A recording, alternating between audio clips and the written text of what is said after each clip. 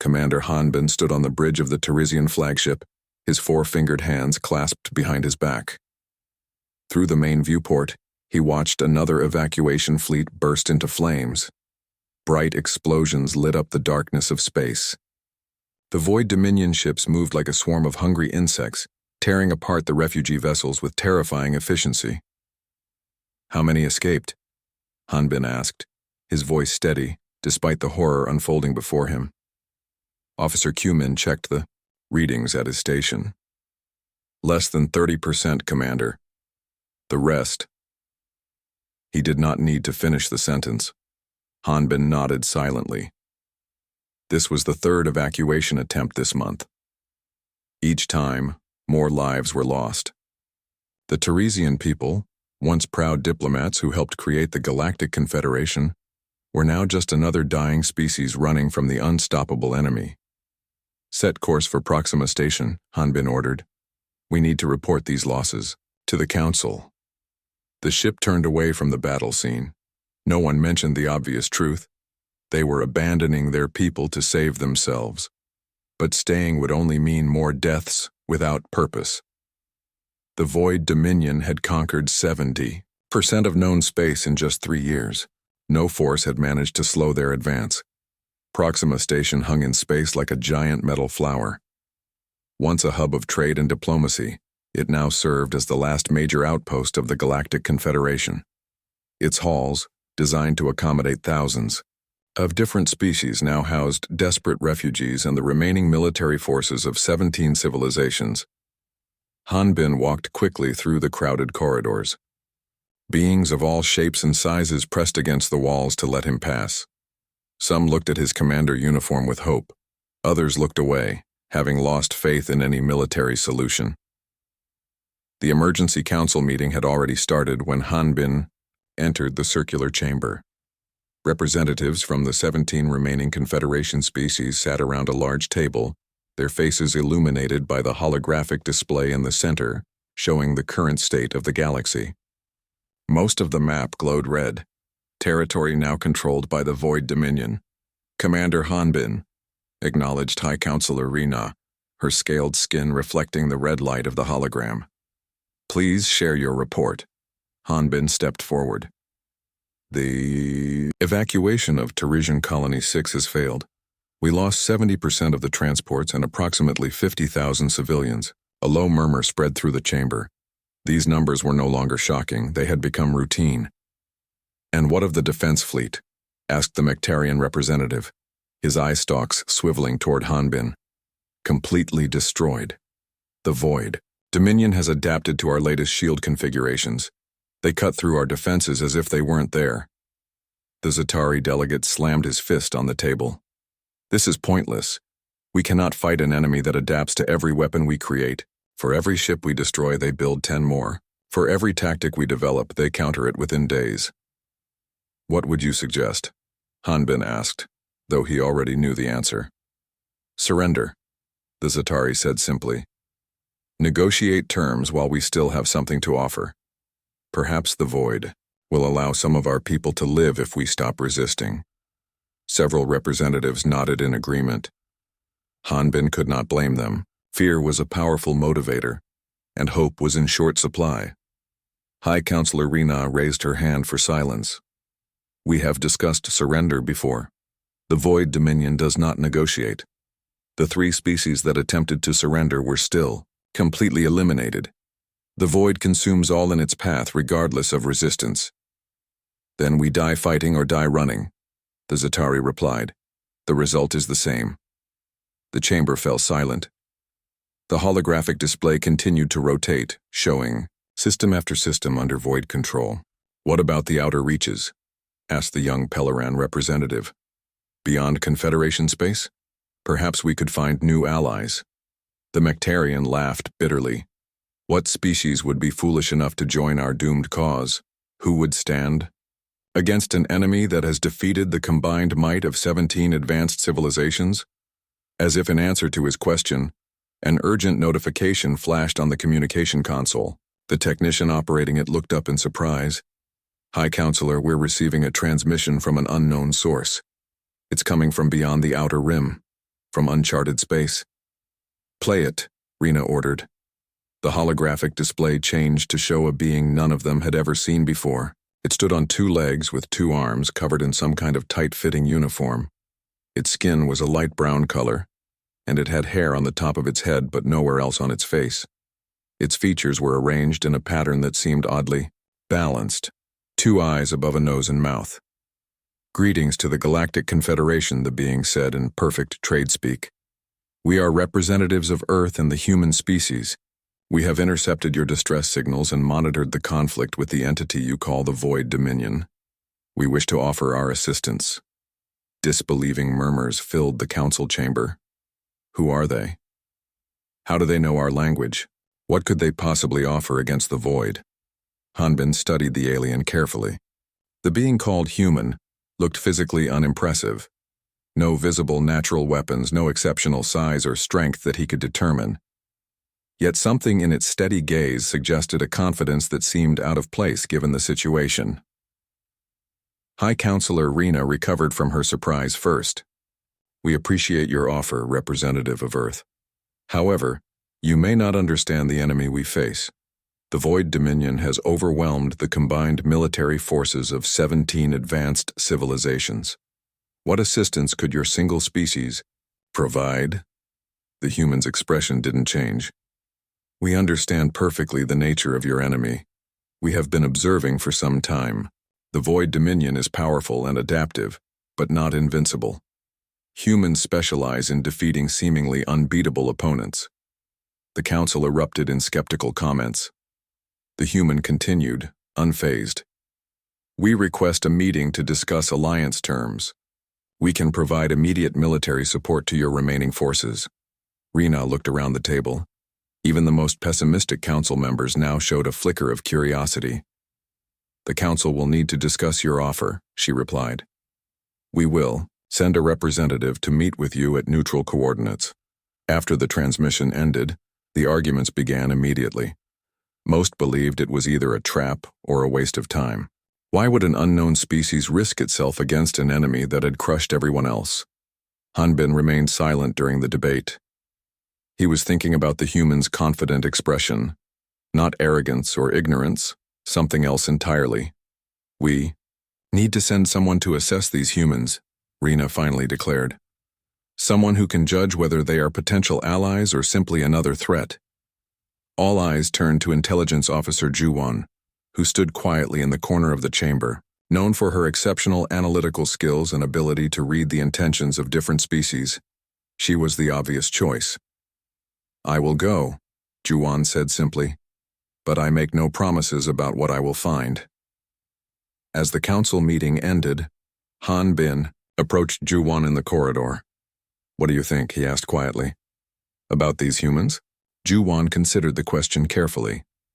"I think they are either our salvation or another danger. Either way, we have little left to lose."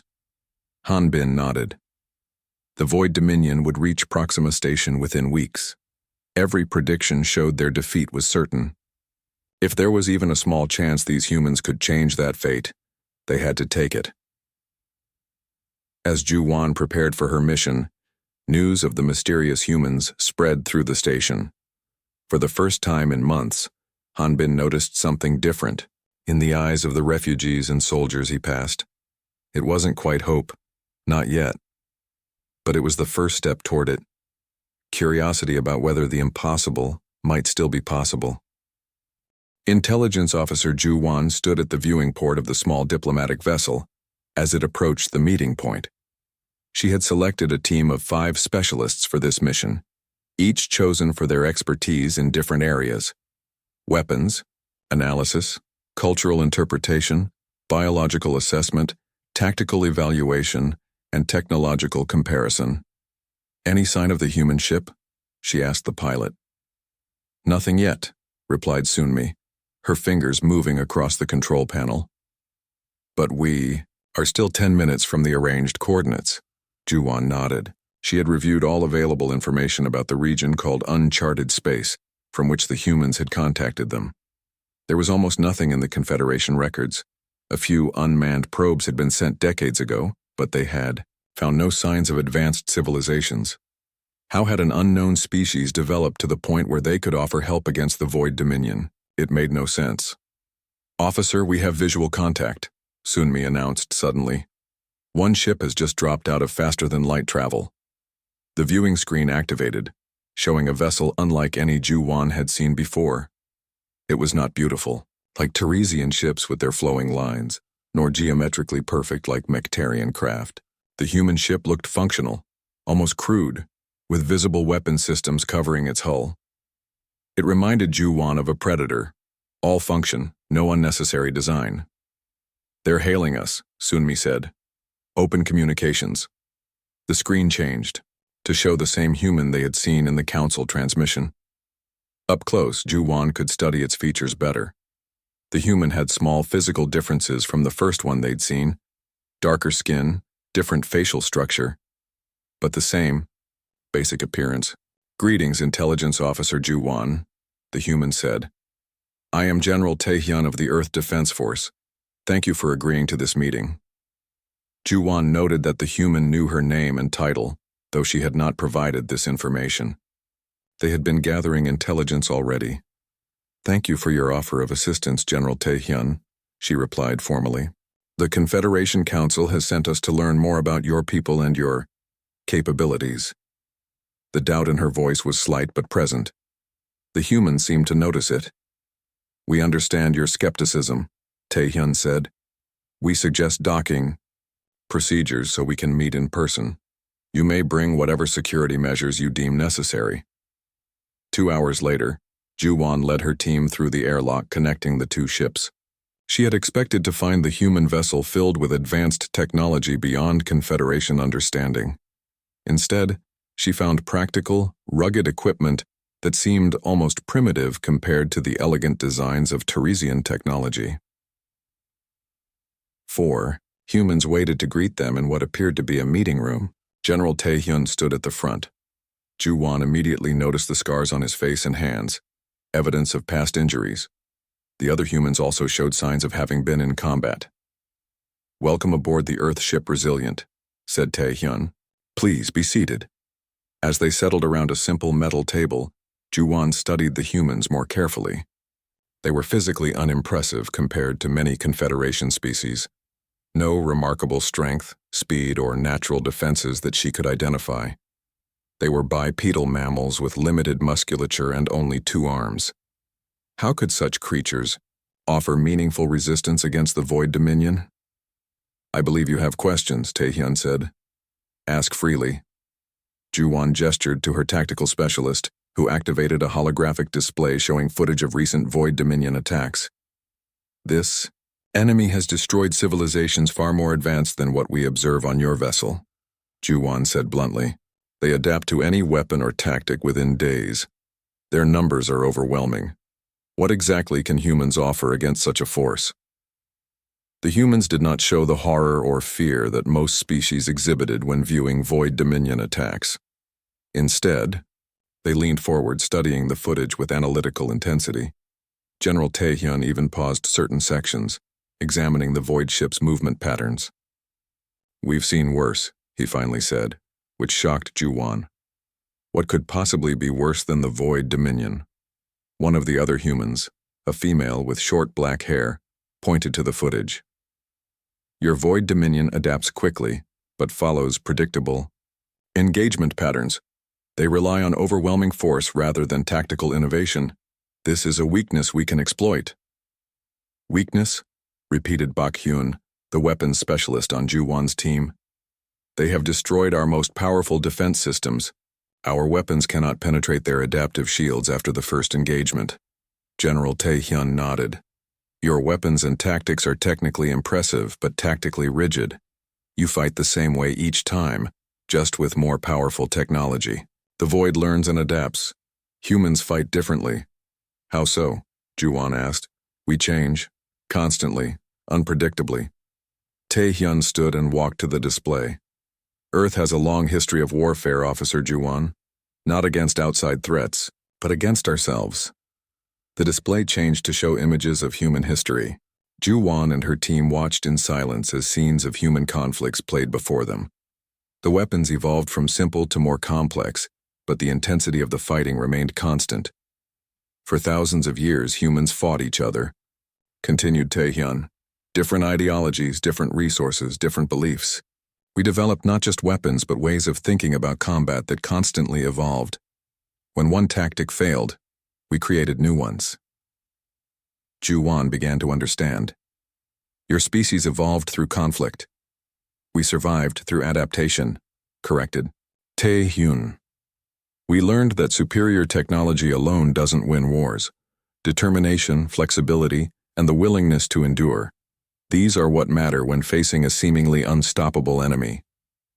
The biological specialist on Ju-won's team spoke up. Your physical form doesn't suggest natural combat advantages. The female human smiled slightly at this observation. We don't rely on natural advantages. We create artificial ones. Before Ju-won could ask for clarification, alarms suddenly blared throughout both ships. We have incoming vessels, reported a human at a monitoring station. Void Dominion scout ships, 5 of them. They've found us. Ju-won felt a rush of fear. Scout ships were usually followed by destroyer groups. They needed to retreat immediately. We must return to our ship, she said urgently, standing. To her surprise, none of the humans moved with similar urgency. General Taehyun simply nodded to his crew. Battle stations, he ordered calmly. Prepare defensive and offensive systems. You don't understand, Ju-won insisted. Even scout ships can overwhelm. Please remain here, Taehyun said. You wanted to see human capabilities, now you will. The meeting room's wall panels changed to show external views. The 5 void ships approached rapidly, their biological hulls pulsing with energy. What happened next occurred so quickly that Ju-won could barely follow it. The human ship didn't retreat or take a defensive position as Confederation vessels would. Instead, it accelerated directly toward the void ships.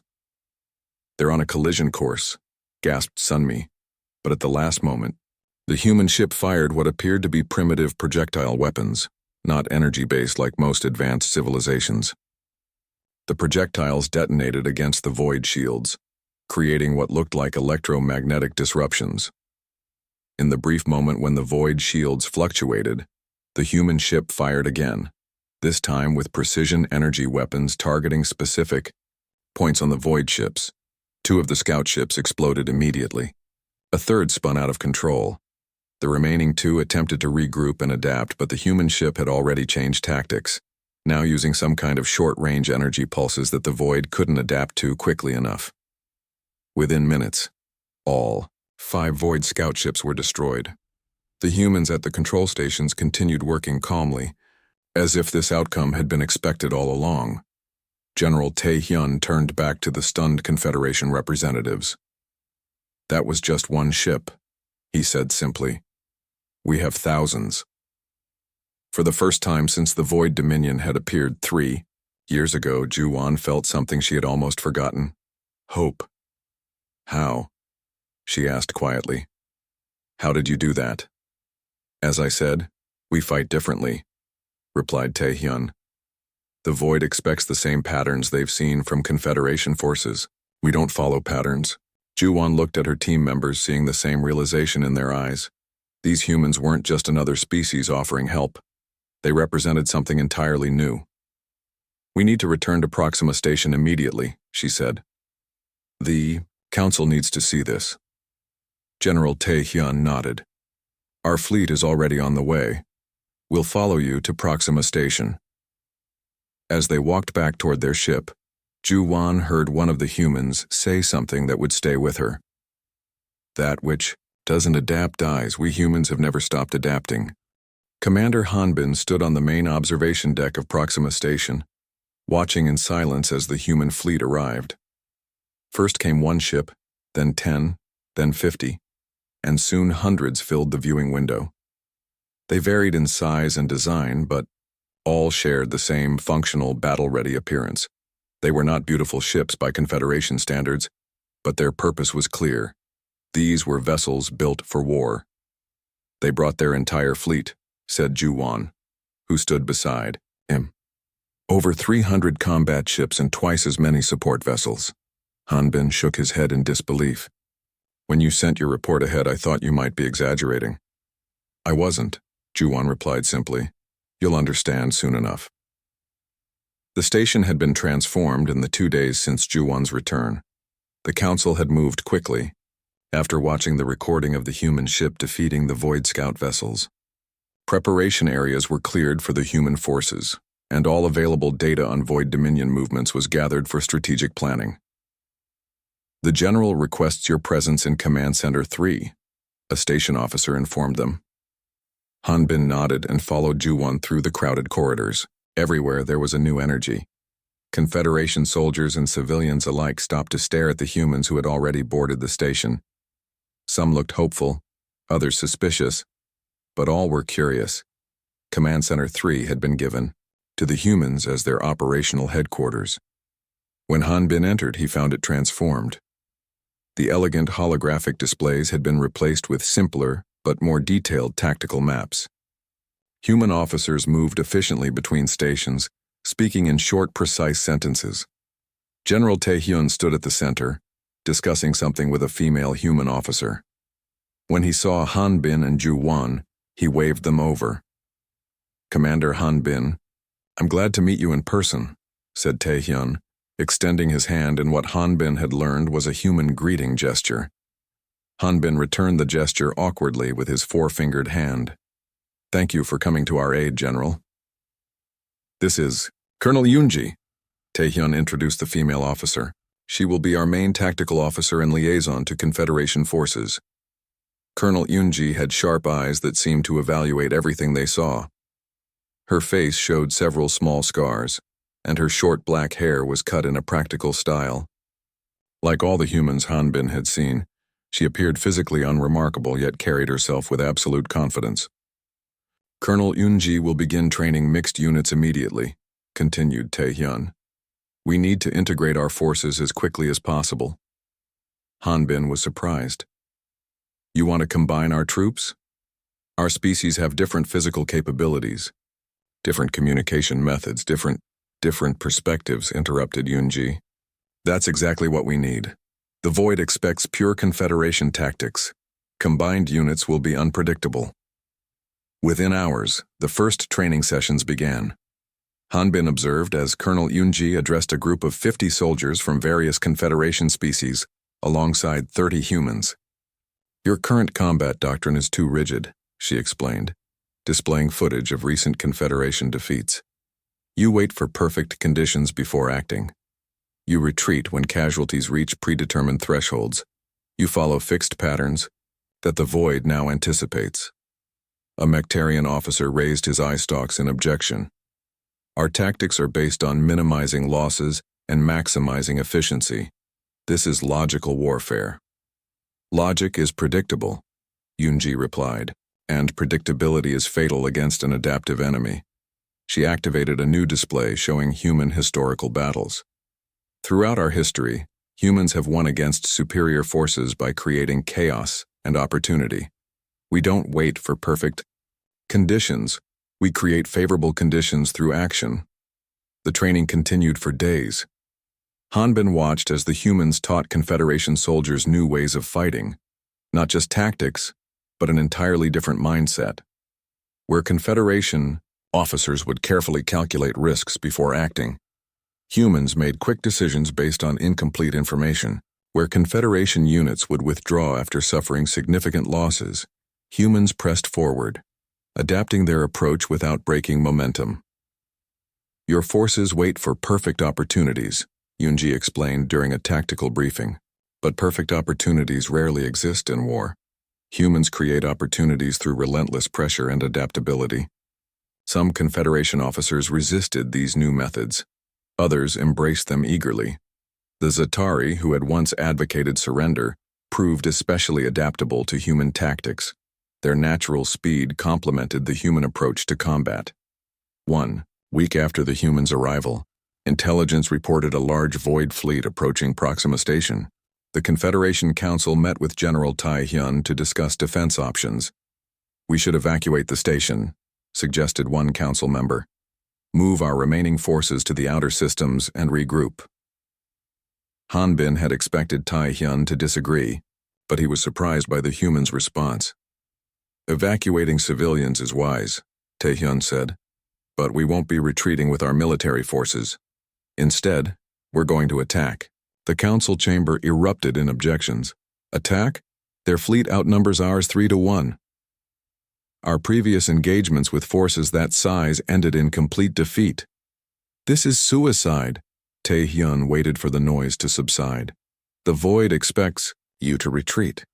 They've grown accustomed to your patterns. We will do the opposite." He activated the tactical display, showing the approaching Void fleet and his proposed battle plan. Instead of the defensive formations the Confederation typically used, the human plan called for an aggressive, multi-pronged assault. "This plan deliberately creates vulnerabilities in our lines," noted High Counselor Rena with concern. "Yes," confirmed Taehyun. "Vulnerabilities that will draw the Void into positions where we can trap them." Despite continued objections, the Council approved the plan. There were few alternatives, and the humans' previous success against the scout ships had earned them a measure of trust. 2 days later, Hanbin found himself on the bridge of the Teresian flagship, now part of the human-led attack force. Colonel Soao, Hyunji had been assigned as tactical advisor to his ship. Her calm presence was reassuring as they moved into position. "The Void fleet has been detected," reported a sensor officer. "They're approaching in standard formation." Hyunji nodded.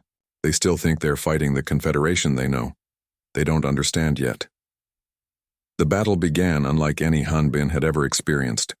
Instead of the careful, measured approach of Confederation engagements, the human-led forces split into smaller groups and attacked from multiple angles simultaneously. Some units deliberately exposed themselves to draw Void ships into preset traps. Others used unusual maneuvers that seemed reckless until Hanbin saw their purpose. The Void Dominion ships, accustomed to Confederation tactics, found themselves confused by the unpredictable movements. Their biological adaptive systems struggled to respond to attacks that didn't follow expected patterns. "They're adapting more slowly than usual," Hanbin observed with surprise. "Their adaptation is based on recognizing patterns," explained Yunji, as she directed another group of fighters to strike a weak point. "When there's no clear pattern, they have nothing to adapt to." The battle lasted 6 hours. When it ended, the Void fleet had been decimated, losing over 70% of their ships. The Confederation Human Alliance had lost 30%. Victory by any measure, but the casualties were still significant. As Hanbin reviewed the battle reports, he noticed something unexpected. The human ships had suffered proportionally higher losses than Confederation vessels. They had deliberately placed themselves in the most dangerous positions. Later, he found Yunji in the station's memorial hall. A group of humans had gathered to honor their fallen comrades. But instead of solemn silence as most Confederation species observed, the humans were sharing stories, some even laughing as they remembered their friends. "I don't understand," Hanbin said quietly to Yunji. "Your people took the heaviest losses, yet you're celebrating?" "Not celebrating," Yunji corrected, "honoring. We acknowledge the sacrifice while preparing for the next battle." A young human lieutenant named Minho overheard them. He turned to Hanbin with an intensity in his eyes. "We don't fight because we believe we cannot lose," Minho said. "We fight because we refuse to accept loss as final." As Hanbin left the memorial hall, he realized the true difference between humans and the Confederation. It wasn't technology or even tactics. It was their relationship with defeat. The Confederation had learned to fear it. Humans had learned to defy it. And for the first time, the Void Dominion was facing an enemy that refused to accept defeat as inevitable. 6 months after the humans arrived, the Void Dominion no longer advanced unchallenged through Confederation space. For the first time in 3 years, they had been pushed back across multiple sectors. Stories of victory spread among the refugee populations. Hope, once a rare commodity, now flourished. In the command center of the newly reclaimed Teresian space station, Commander Hanbin studied the strategic display with cautious optimism. The map showed blue areas, liberated space, slowly growing, while the red areas, Void-controlled territory, shrank. "Another successful operation in the Mectarian sector," reported Officer Q-Min. The combined fleet destroyed 3 hive clusters, with minimal losses. Hanbin nodded. The pattern had become familiar. Human-led forces would strike quickly, hit critical targets, then withdraw before the Void could fully adapt. The humans called it hit and fade tactics. It wasn't about holding territory, but about disrupting the Void's ability to coordinate their forces. "What's the status of the Arcturus deployment?" Hanbin asked. "General Taehyun's fleet reached the staging area 12 hours ago," answered Q-Min. "They begin the main assault in 2 days. The Arcturus operation was the most ambitious plan yet. If successful, it would cut off a major Void supply route and potentially free an entire quadrant from their control. Nearly 40% of human forces had been committed to this single battle." Juwon entered the command center, looking troubled. Over the past months, she had worked closely with human intelligence officers, analyzing Void communication patterns. Hanbin had never seen her concerned this way before. "We've intercepted unusual Void transmissions," she said without preamble. "Their communication frequency has increased by 300% in the last week." Hanbin frowned. "What does it mean?" "The humans believe the hive mind is dedicating more resources to understanding and countering their tactics. They're learning, adapting on a deeper level than before." Before Hanbin could respond, a priority transmission alert flashed across the command screens. The face of Lieutenant Min Ho appeared, his features strained with exhaustion. "Commander, we have a situation at Arcturus," he reported. "The Void deployed something new, some kind of biological weapon that targets human neural patterns. We've lost contact with nearly 30% of our ships." Hanbin felt a cold weight settle in his stomach. "And General Taehyun?" "Alive, but his flagship sustained heavy damage. We're falling back to defensive positions." After the transmission ended, silence filled the command center. Everyone was thinking the same thing. The humans had finally been defeated in a major engagement. Would they withdraw now? Perhaps decide the Confederation wasn't worth the cost? "What do you think they'll do?" Hanbin asked Juwon quietly. "I don't know," she admitted. "This is their first significant defeat." 3 days passed with little news from the human forces. Anxiety spread through Proxima Station. Then, without warning, General Taehyun arrived with a small escort of ships. His face showed new scars, and his right arm was in a medical support device, but his eyes burned with the same intensity Hanbin remembered from their first meeting. "General," Hanbin greeted him as he stepped off his shuttle. "We feared you were lost." "Many were," Taehyun said grimly, "but not all. And not forever." The general requested an immediate meeting with the Confederation Council. Hanbin and Juwon were invited to attend. When they arrived, the council chamber was already filled with representatives from all 17 species. The mood was somber. General Taehyun stood before them, his injured arm a visible reminder of the defeat at Arcturus.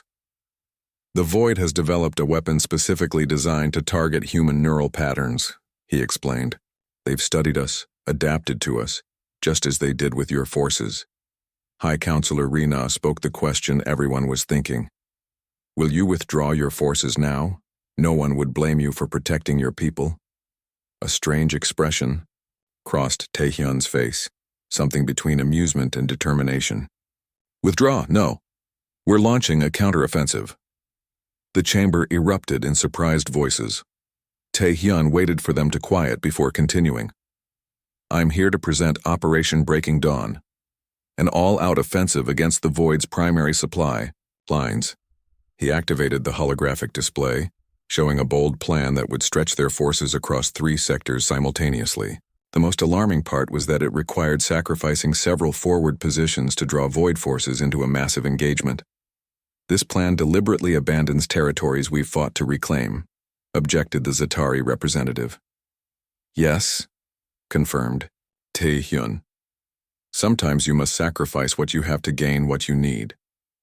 "The casualties will be enormous," noted Rena. Taehyun's expression remained resolute. "Humans have a saying, the more they take from us, the less we have to lose." After the meeting, Hanbin found Juwon in the station's information archives. She was studying ancient human military texts that General Tae-hyun had provided to the Confederation. "What are you looking for?" Hanbin asked. "Understanding," she replied, not looking up from the display. "I'm trying to comprehend how they think." Hanbin glanced at the texts. They described human conflicts where vastly outnumbered forces had prevailed through determination and willingness to endure hardship. "There's a pattern in human military history," Juwon explained. "When they suffer defeats, they don't become more cautious like we would. They become more determined, more willing to take risks." "That seems irrational," Hanbin observed. "Perhaps. But it's also unpredictable. And that may be exactly what we need against the Void." Operation Breaking Dawn began 3 days later. Hanbin watched from the command center as the reports came in. The human strategy was bold to the point of recklessness. They deliberately exposed vulnerabilities, allowed the Void to think they were winning, then sprung traps that had been prepared days in advance. The losses were staggering. Nearly 40% of human forces were destroyed in the first week of the operation. But the plan worked. The Void Dominion's main supply chain was severed, cutting off resources to their frontline forces. For the first time, the hive mind showed signs of hesitation, beginning defensive consolidation rather than continued expansion. After the operation, Hanbin visited the medical bay on Proxima Station. It was filled with injured human soldiers. Among them, he found Lieutenant Minho, who had been severely wounded during the final push. "Commander," Minho greeted him weakly. "Did we succeed?" "Yes," Hanbin told him. "The supply lines are cut. The Void is retreating in 3 sectors." Despite his injuries, Minho smiled. "Good. When can I return to duty?" Hanbin was stunned. "You've lost an eye and suffered major internal injuries. Surely you can't be thinking of returning to combat." Minho looked at him with his remaining eye, his gaze unwavering. "Of course I am. This isn't over yet." As Hanbin left the medical bay, he passed General Tae-hyun in the corridor. The general's arm was still in the support device, but he was already reviewing plans on a portable display. "Your people have suffered terrible losses," Hanbin said. "Yet you continue fighting with the same intensity." Tae-hyun looked up from his display. "Do you know why the Void has begun to retreat, Commander? It isn't just because we cut their supply lines. It's because we've introduced something they've never encountered before." "What's that?" "An enemy that grows stronger after defeat. They don't understand us, and what they don't understand, they begin to fear." Later, as Hanbin watched more human ships arrive to replace those lost in the operation, he finally understood. The humans' greatest strength wasn't their technology, or even their tactics. It was their psychological resilience, their refusal to accept defeat as anything more than a temporary setback. And for the first time since the war began, the Void Dominion was facing an enemy they could not break. 9 months after the humans arrived, the Void Dominion no longer seemed unstoppable. The combined forces of the Confederation and Earth had reclaimed nearly 40% of occupied territory, but intelligence reports suggested the Void was adapting in a new way, consolidating around their central hive cluster. "They're learning," General Tae-hyun explained during a strategy meeting on Proxima Station. "Not just adapting to our weapons or tactics, but to our entire approach to warfare." The holographic display showed the Void's new defensive formation around their central hive. Layers of overlapping shields, sensor jamming fields, and biological weapons specifically designed to counter human neural patterns. "They've created an impenetrable fortress," said Commander Hanbin, studying the display. "Our previous tactics won't work against these defenses." High Counselor Rina looked concerned. "How do we proceed?" General Tae-hyun's face was grim but determined. "We must strike at their central neural cluster, the brain of the hive mind. Without it, their forces will lose coordination and become vulnerable." "But the defenses," began the Zatari representative. "Cannot be breached by conventional assault," Tae-hyun finished. "That's why we need an infiltration team." The plan he outlined was bold to the point of insanity. While the main fleet engaged the Void's outer defenses in a massive battle, A small team would slip through in a modified stealth ship. They would penetrate the hive cluster and plant disruption devices directly in the neural center. This mission would face almost certain failure, commented Rena after reviewing the details. Almost certain, agreed Tae-hyun, but not guaranteed. And that small chance is all we need.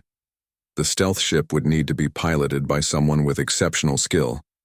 The infiltration team would need to be small, but versatile.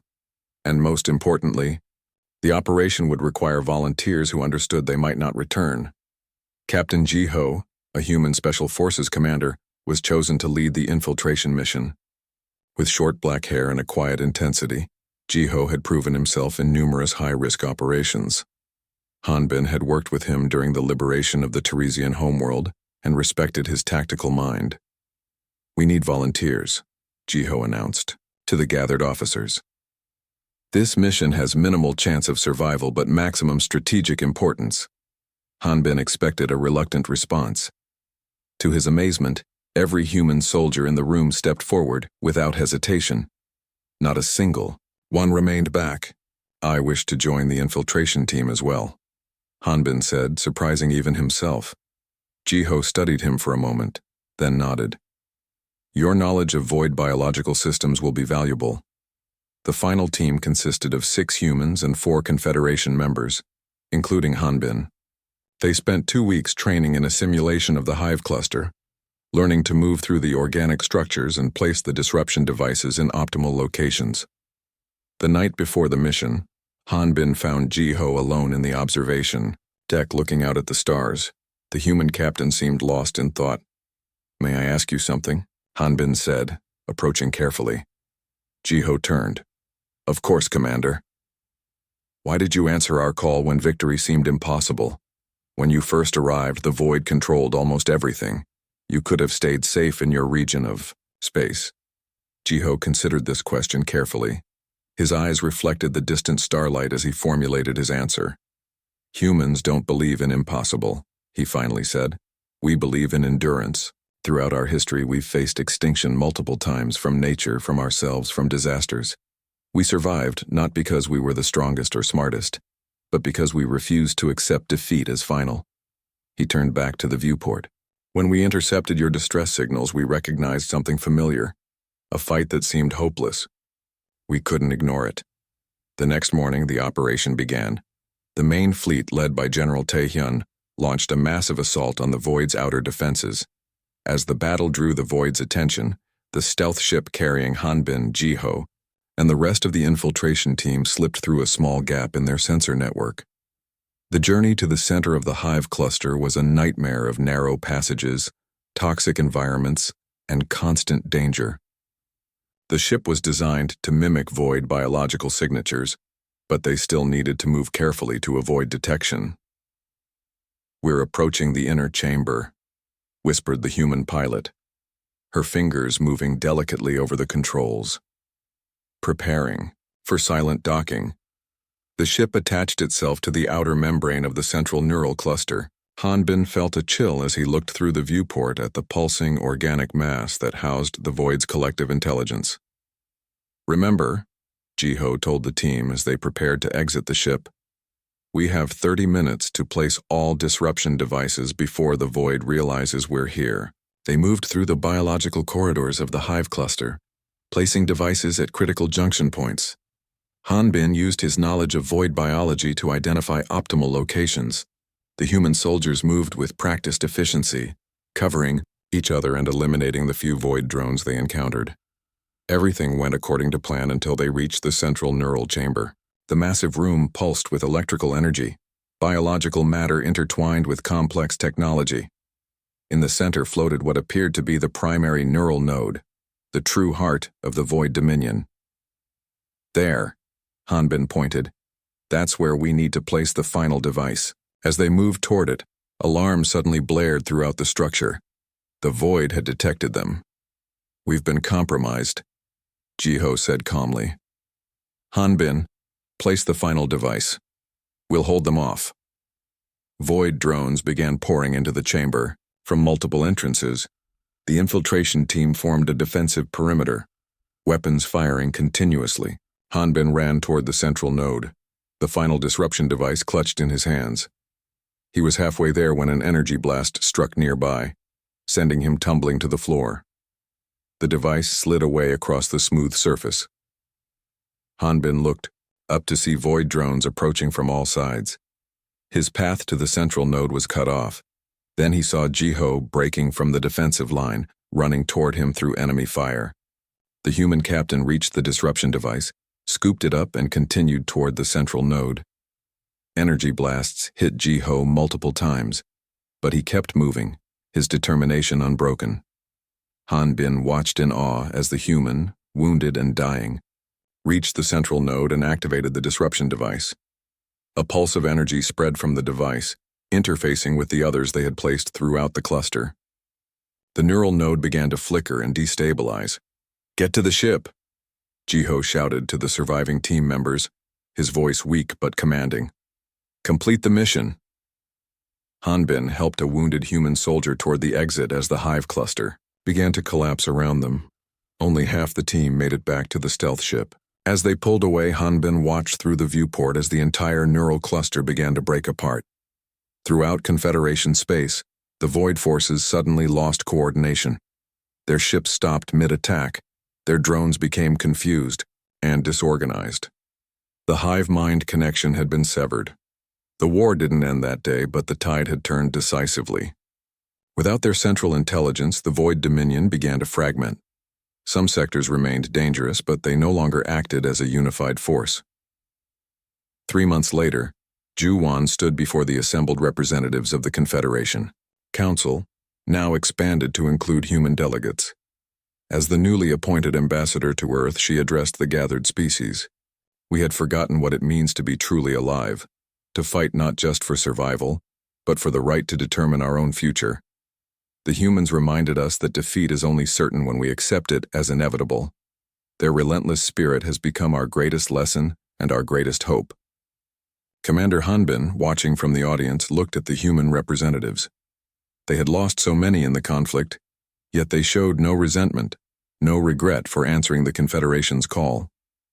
Instead, they were already discussing joint defense initiatives and cultural exchange programs. Hanbin realized then that the humans hadn't just saved the Confederation, they had transformed it. They had shown that determination in the face of overwhelming odds wasn't just a military strategy. It was a way of existing in an often hostile universe. In the face of certain defeat, they had brought something the galaxy had nearly forgotten: the courage to be relentless.